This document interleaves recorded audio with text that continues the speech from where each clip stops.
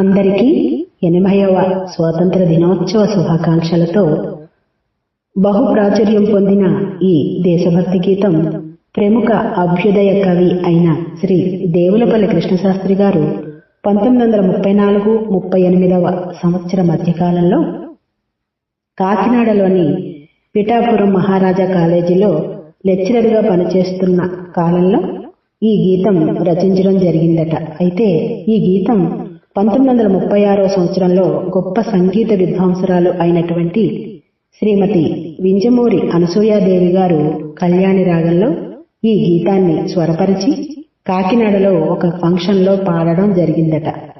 ఆ తర్వాత 1940లో గ్రామ్ఫోన్ రికార్డులో కూడా రావడం జరిగిందట. 1980లో రాక్షసులు సినిమాలో జానకమ్మ గారి చేత ఇళయరాజా గారు శ్రీమతి వింజమూరి అనసూయాదేవి గారు ఏ విధంగా స్వరపరిచారో అదే వరుసలో పాడించడం గొప్ప విషయం. అంత చక్కటి రచన, అద్భుతమైన స్వర రచనా శైలితో కూడిన ఈ దేశభక్తి గీతం నా చిన్న ప్రయత్నంతో